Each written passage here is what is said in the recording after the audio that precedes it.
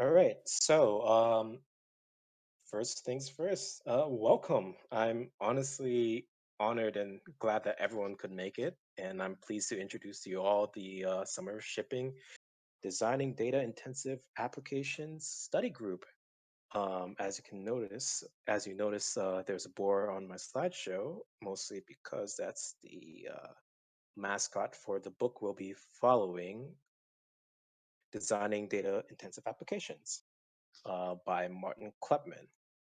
So just to cover some logistical things, we'll be going off of this book each week, and each Wednesday we'll meet in here or over Zoom if that's more convenient to ensure that recordings are made and uploaded.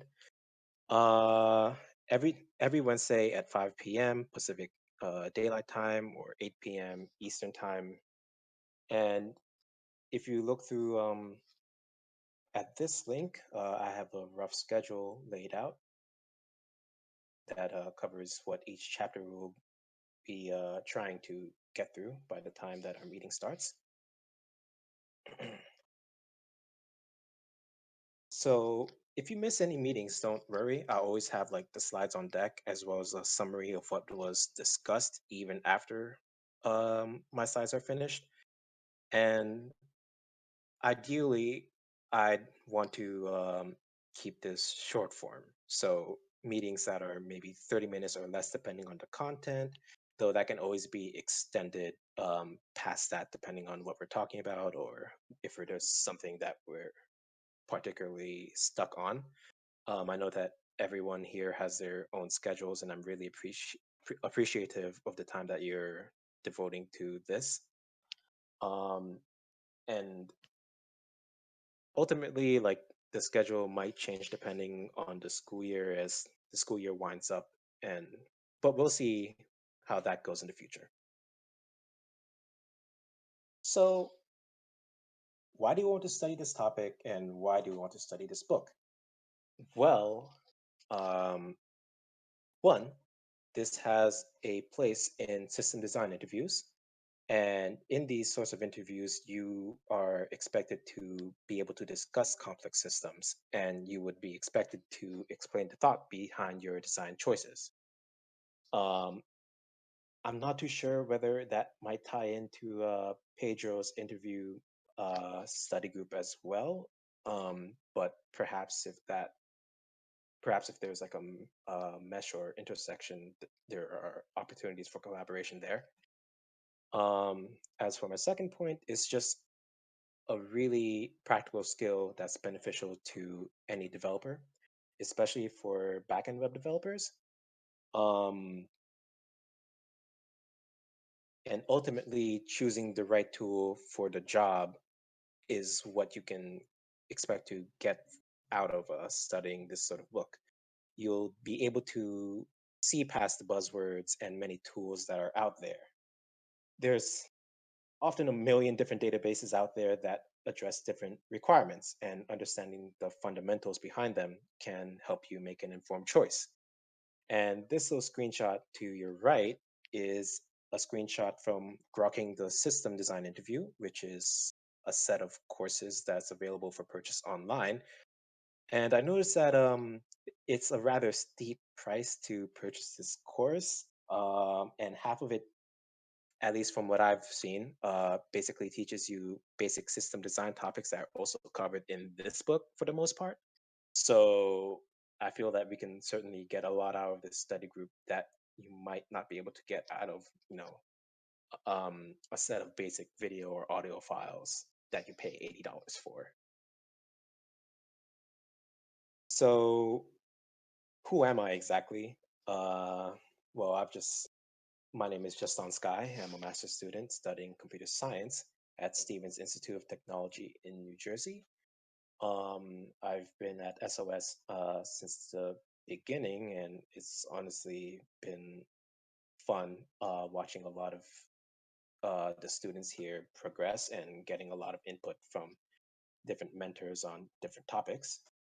Um, And honestly, I'm completely new to this book and topic too, so I'll be learning alongside all of you as well. And ultimately, I want to serve as a facilitator in these discussions. So I'll be providing slides and other content.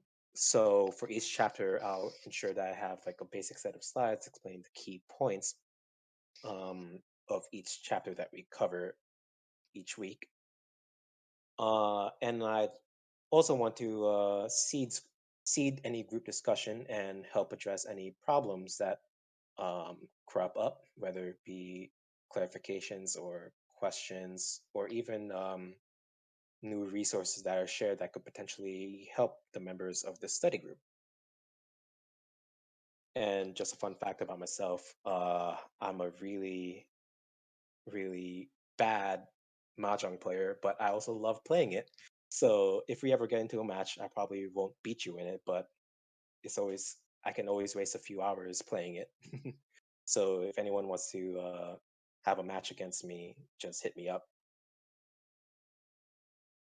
So what exactly are the objectives for this group? First off, I'd say it's to help develop a better understanding of the tools that are used to provide functionality in data intensive applications. Um, and the typical goals that study groups often have, which is to create thoughtful discussion, um, share resources related to the topic, and insightful passages that we may have come across, and applications that you've made of the knowledge that you've learned in this book to your everyday life or job. I think that's possibly more applicable to the mentors here, but I'm sure that students who've had internships and have had to deal with issues of reliability, maintainability, and scalability also may have something to share with us. And this is more on me to provide the content, but also feel free to chime in. I'd also want to help everyone see how other companies achieve reliability and scalability in their systems as well. You'll see that in the first chapter of the book that they'll go through uh, Twitter's example with posting tweets and its home timeline, which I found extremely fascinating. Um, and I'd also like to provide additional content too. It may necessitate some changes in the schedule, but if I can discover any interviews or other fun events, then I'd certainly love to share it with you all. And um, of course, I would inform you all in advance. Any questions for now before I jump into the timeline? No? You're doing great. Oh, okay, cool. All right, so what's with our timeline?